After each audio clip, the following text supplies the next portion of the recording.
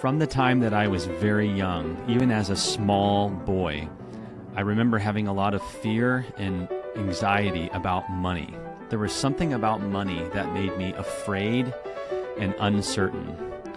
Later, when I grew up and started a family, I started to pray that God would send men into my life to teach me the truth about money that I did not know. That was when Ray Poteet and Nelson Nash came into my life, and I learned about the infinite banking concept.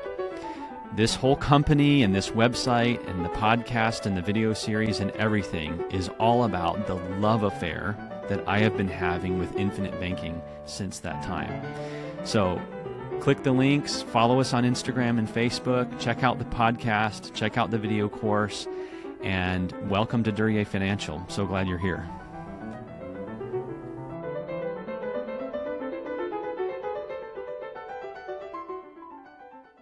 After this time, there was a feast of the Jews, and Jesus went up to Jerusalem for the feast. Now, in Jerusalem, by the sheep gate, there is a pool, which in Hebrew is called Bethesda, having 5 porches. In these porches lay a great multitude of sick people, the blind and the lame and the paralyzed, waiting for the movement of the water. For an angel went down at a certain time, from time to time, into the pool and stirred up the water, that whoever stepped in first after the stirring of the water was made well of whatever disease he had. Now there was a certain man there who had been sick for 38 years. When Jesus saw him lying there and knew that he had already been in that condition for a long time, he said to him, "Do you want to be made well?" Welcome back to the podcast, guys. It's always great to have you here with us. We're continuing our review of Nelson Nash's book, Becoming Your Own Banker. Today we're on page 17. At the top of page 17, there is an excerpt from the 5th chapter of the Gospel of John, which Nelson quotes. When Jesus saw him lying there and learned that he had been in this condition for a long time, he asked him, "Do you want to get well?" And that's really the question that I have for you today is, do you want to get well? Do you want to be healed? If you want to be healed, then I have a message for you. When we talk about the infinite banking concept, what is the purpose of this company?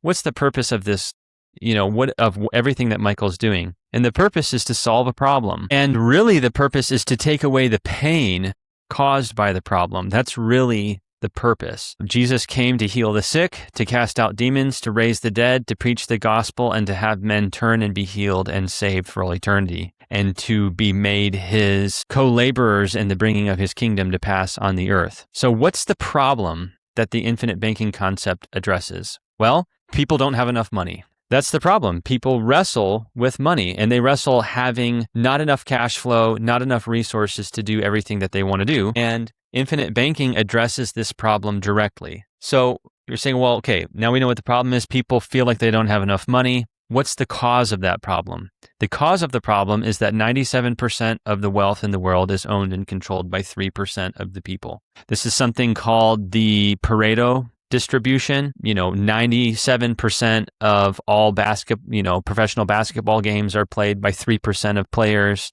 97% of musical talent is given to 3% of the people. 97% of mathematical genius is stored in 3% of the minds on the earth. Only 3% of people get tenured professorships at Harvard and Yale and Oxford and Cambridge. The list just goes on and on and on and on and on.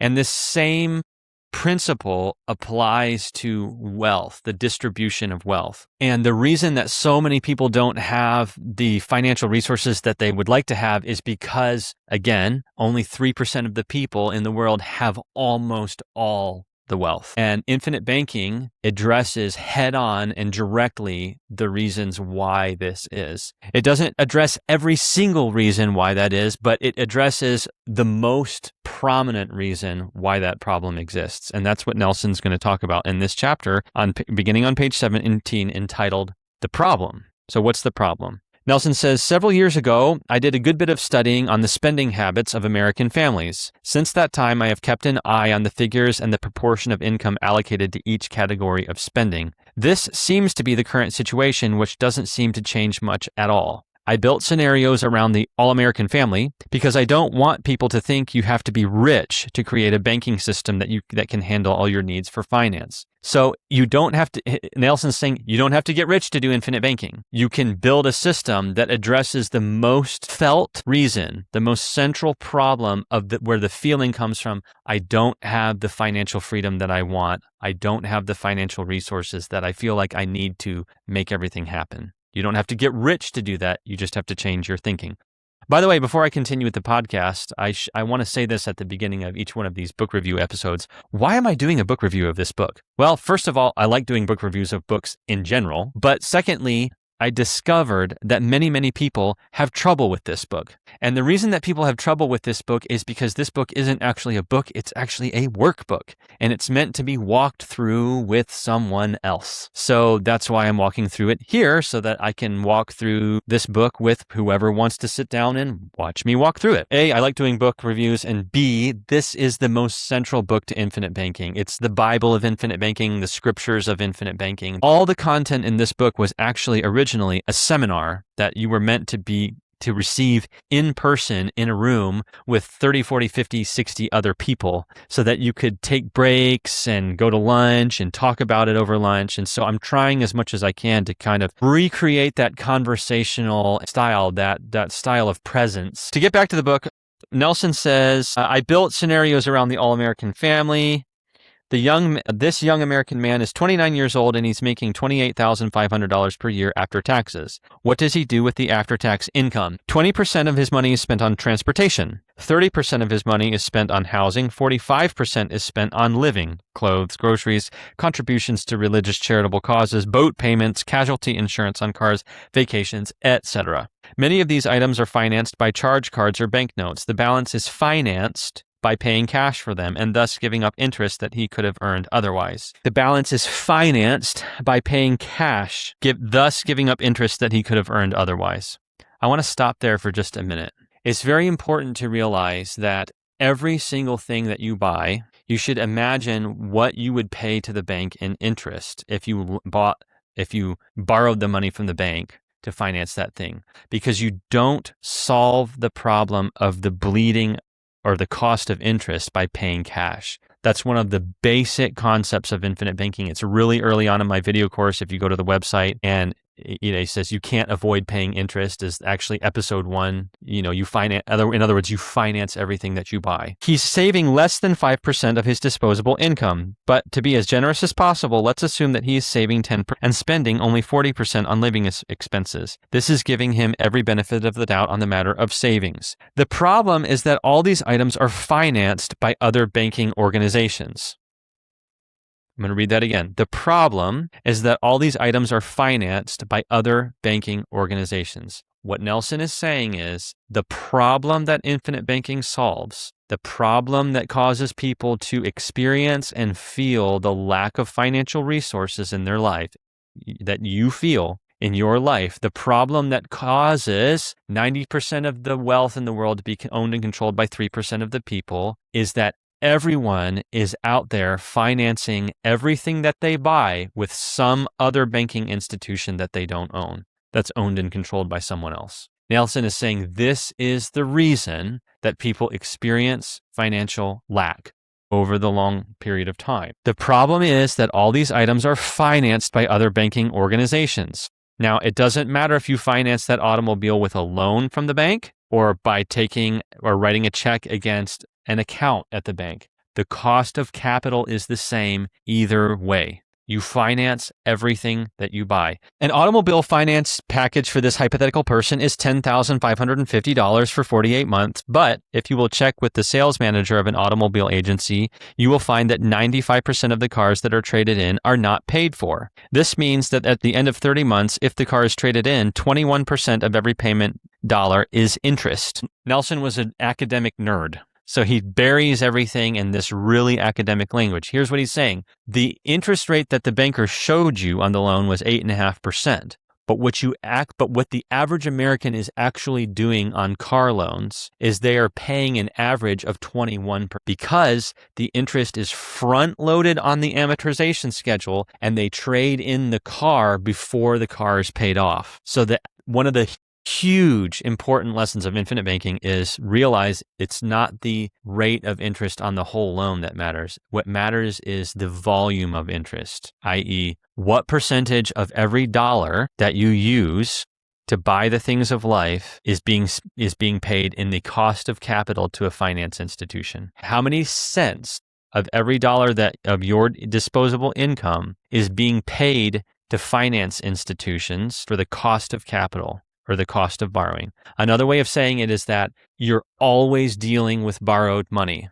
It doesn't matter if you get a loan from the bank or if you pay cash out of your bank account. All of the money ends up back in the banking system, and the banks use it to loan money out to other borrowers. So if you pay cash to the dealership immediately puts that in the bank and they leverage it immediately. The answer to the problem of interest is not to pay cash for stuff. That actually makes the problem worse. The answer to the problem of the cost of capital and paying interest to financial institutions is to learn how to leverage cash. I hope you're catching that in the podcast and again in the video series and in everything we talk about. You cannot avoid paying interest. You finance everything that you buy. You cannot avoid paying interest. You finance everything that you buy. By the way, did you know that you cannot avoid paying interest? You finance everything that you buy. You don't solve the problem of the cost of capital, the interest being paid to banks on loans by paying cash. That's what Nelson's saying. And on automobiles, the average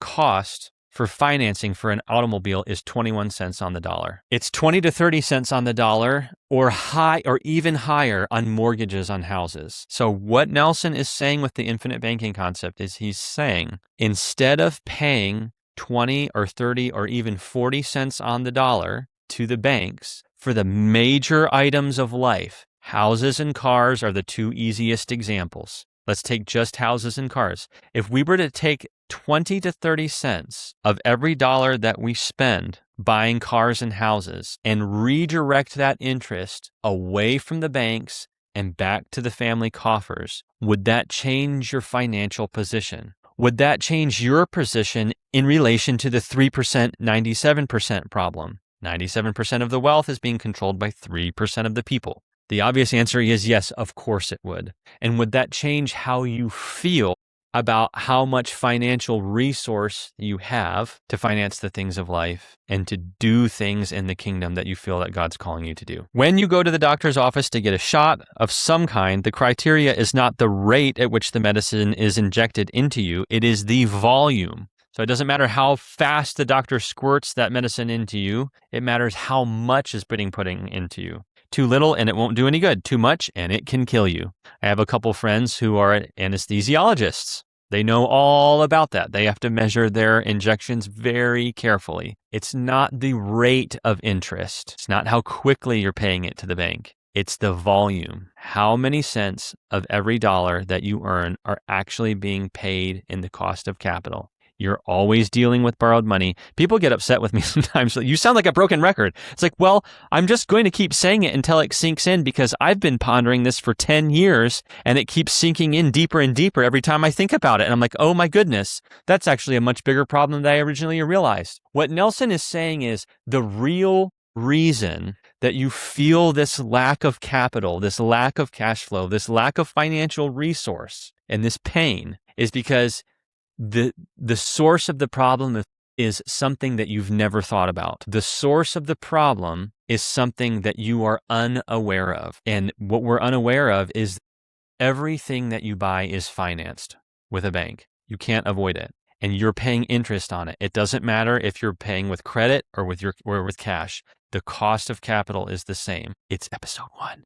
In the video course. Now let's move on to the housing situation. The young man can qualify for a 30-year fixed rate mortgage in the amount of $93,000 at a fixed interest rate of 7% annual percentage rate. Rate. The banks always want you to look at rate, not volume of interest. They want you to look at rate of interest, with payments of $618.75 and closing costs of some $2,500. The problem is that within 5 years, he will move to another city across town, or he'll refinance the mortgage. Something happens to a mortgage within 5 years, including the closing costs and interest paid out during those 60 months. He had paid $39,625, but only $5,458 has gone to reduce the loan. That means that $34,167 out of the $39,625 has gone to interest and closing costs. Divide the amount paid out into the interest and closing costs, and you find that 86% of every dollar paid out goes to the cost of financing. If he sells the house in less than 5 years, it's even worse. This proportion never gets any better because he takes on a new mortgage and starts all over again.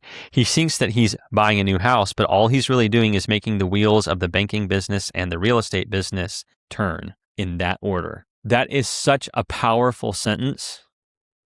I'm going to read it again much slower. This young man thinks that he's buying a house, but he's not actually buying a house. What's he actually doing? All he's really doing is making the wheels of the banking business and the real estate business turn in that order. Again, the amortization schedule on a 30-year mortgage front loads all the interest at the beginning. The banks know that the average American moves every 5 years. And because when you move, you refinance you sell the house and you get a new mortgage starting off on year one on the mortgage payments. And what happens then? The whole amortization schedule gets reset. I did my own research on Claude recently, and it backs up all of this. 80% of every dollar that he spends on housing is paid in interest to the banks. And it's 30% of every dollar that he makes. So you take 30% of your income, and that 30 cents, 80% of those, so that's 24 cents of every dollar. If it's just 80% instead of 86%, 24 cents on average. This is just an astonishing thing to say, but it is a massive problem that people shouldn't have. 24 cents of every after-tax dollar that you make, the average American, you're paying that in interest to banks. You don't solve this problem by making extra principal payments on the loan. It actually makes the problem worse. You have to capture the cash and leverage it for yourself and take over the banking function. Nelson's trying to describe what banking is and then show you that you can create that business inside your family and own it privately for generations. You can set it up in your estate so that it continues after you die. That's the point of the infinite banking concept. But before Nelson can describe what you can do to establish your own business, it's fitting and appropriate and necessary to examine what a problem the current banks are causing. If we don't understand the problem and the size of the problem, we will not be motivated to find a solution to the problem, because the solution to the problem is not easy. It takes very long range planning. It takes lots of discipline, and it takes a disciplined, regimented schedule of running a system of financing that you operate, that you have to do it correctly, just like someone driving a car or flying a plane correctly in order to accomplish it. That's going to take a lot of reading, learning, spending time, changing our thinking, mental exercise, and it's going to take changing our financial habits, which we do not like to do. If you don't understand the severity of the problem that the banks are causing, it's very unlikely that you'll stick with this concept long enough for it to actually work. Nelson says it takes 20 years to get it fully established. Now, can you use it right away? Absolutely. 95% of my clients take their first private policy loan within the first 3 months of getting their policies started. Okay. So you can use it right away and start using the system, and it's wonderful. But for it to be fully established, to redirect all the cash flow of everything that we pay to the banks takes a long time. The banks that are in existence today that are running their businesses successfully, they went through a lot of hard work and many years of not making any money to be in the established position that they are today. Think about the banks in your hometown. They own the best real estate in town. How did they buy that piece of real estate and beat out every other business that wanted to have that awesome central location? Long range planning, thinking way ahead, being willing to spend tons of money on business before they ever make it back. It's going to be the same, and it is the same in establishing your own privately owned system of financing within your family, but the results are highly desirable. Skipping down to towards the bottom of page 18, Nelson says, if we add up all the interest he's paying out, we find that 34.5 cents of every disposable dollar is paid out in interest.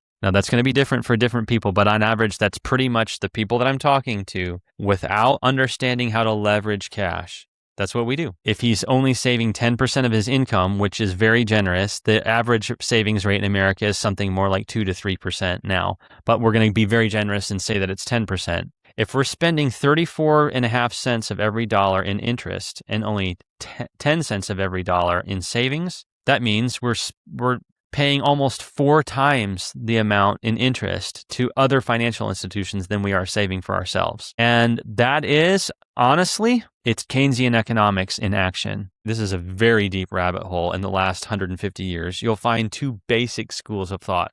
Keynesian economics is the one that rules the world today, and the Austrian economics who think the opposite. Keynesian economics is let's run huge deficits and live off borrowed money and live off money that we don't have forever and pass off huge debt to the next generation. And let's do it on purpose because screw it, the world's going to hell anyway. So we might as well just live high off the hog as much as we can and just pass a giant problem to our heirs. That's Keynesian economics. Borrow and spend, borrow and spend. Borrow and pay off, borrow and pay off. That's Keynesian.